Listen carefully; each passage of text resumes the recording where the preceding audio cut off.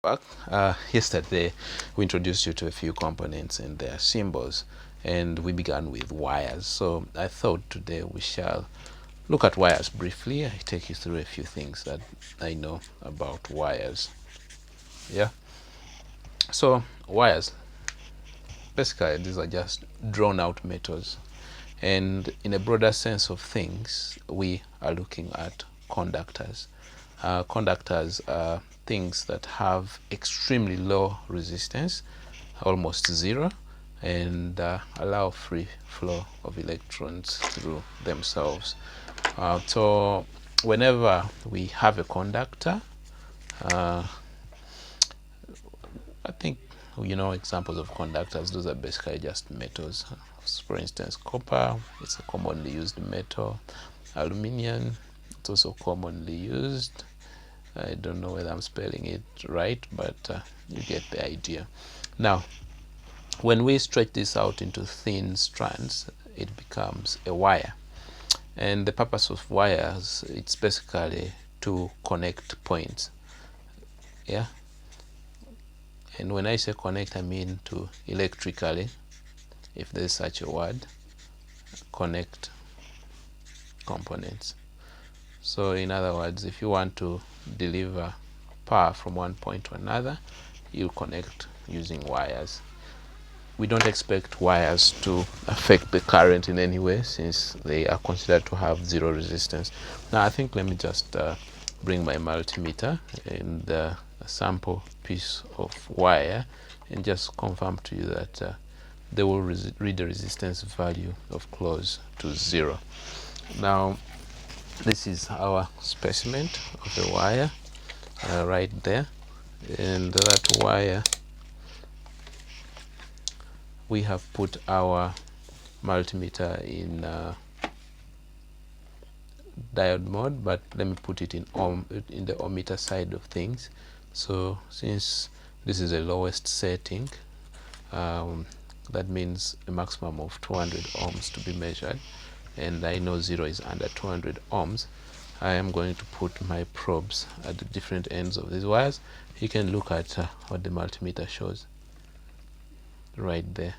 It's showing me 0.1 actually, because that's the smallest value this multimeter can show. So if it had the ability, it would even show you way smaller figure.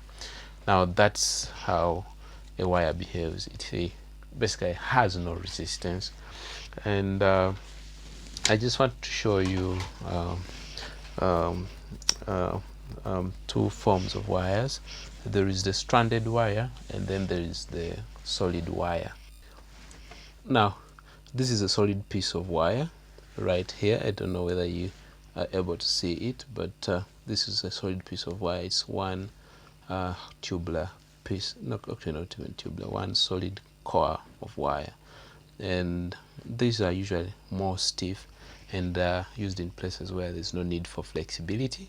For instance, when wiring a house, more so through the ceiling, we may use these solid cores.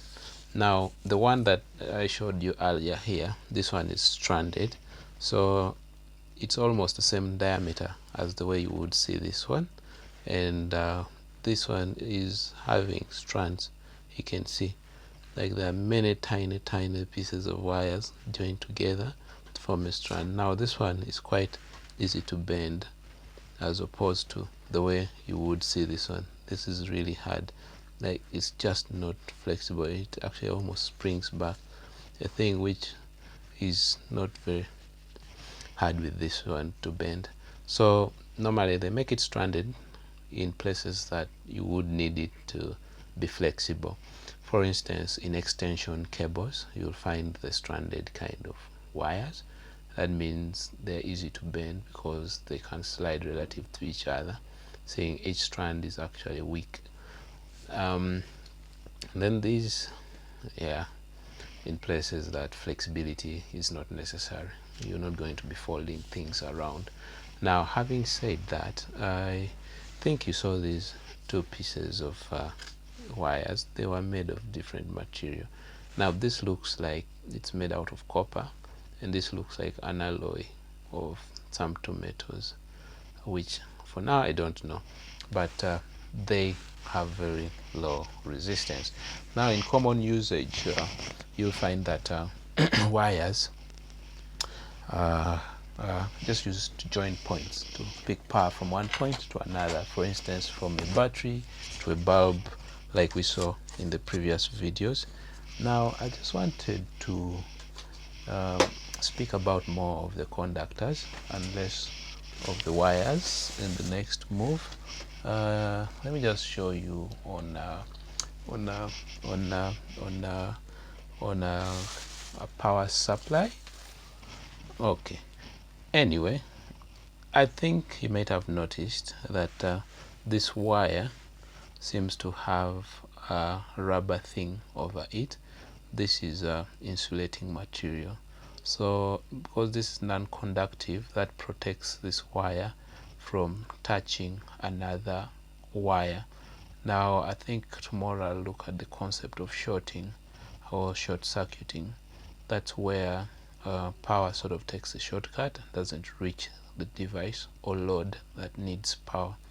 Now for now, let's just say that this insulator, this non-conductive material which doesn't conduct electricity, is put around the metal to prevent this metal from shorting to another in case there are two moving next to each other, and also to protect me in case this is carrying high current from being shocked.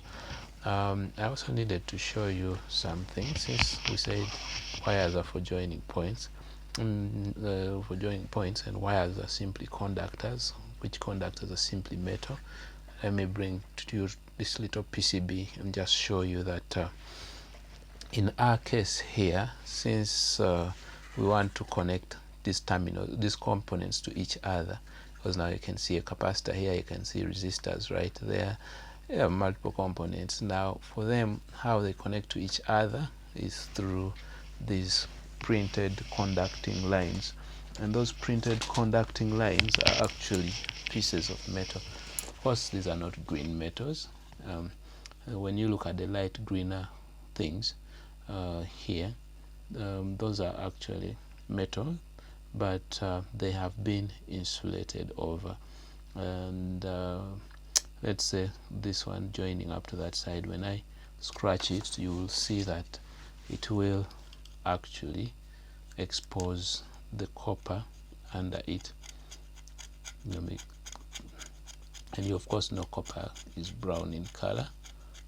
You can see when I scratch off this painting on top, this painting is insulative material.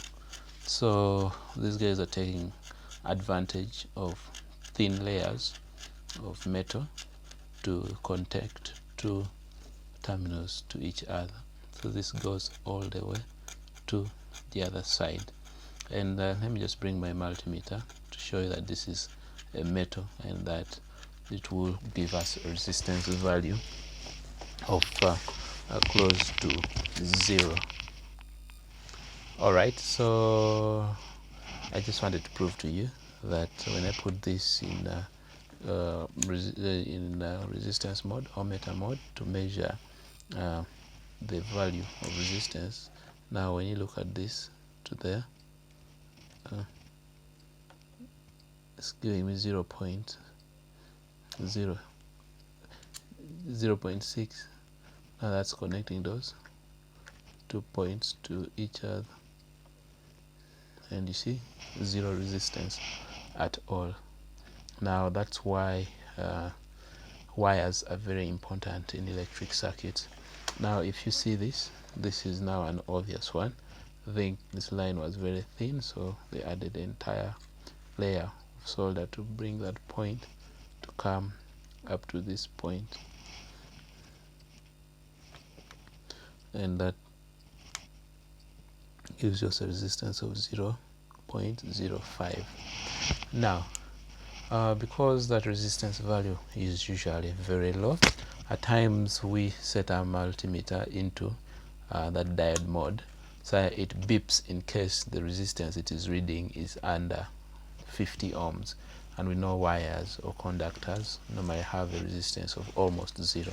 So like when I touch this wire to this one, it will beep because it's reading a very low value of resistance. For instance, measuring from that point to that point, because it proves that this is the wire coming up to that side. So having known wires, you should be able to measure whether 2 points are joined to each other. Now when you look at this is being connected by that down here up to here. So to make sure that this is not broken at any point, I can just put this side and put that side like there, and then I know, okay, it is behaving like a wire, so these points are connected to each other. And why am I saying it's behaving like a wire? It's because it's giving me a value of resistance that is roughly 1 ohm. Yeah, so this is basically a wire. Now which other point? Let us say, let's follow this one. It comes all the way like that, like that, like that, up to this point. So these 2 points should be joined to each other. So when I tap there and there, should get it reading almost 0 resistance and giving me that beep. That shows that those 2 points are joined to each other. So that's how you can measure that something is just purely a wire using a multimeter. We set in the continuity mode and then measure that beep. I think that's it for now. I did unpause.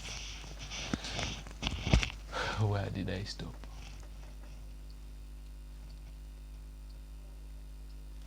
But you've understood. Those who were not around.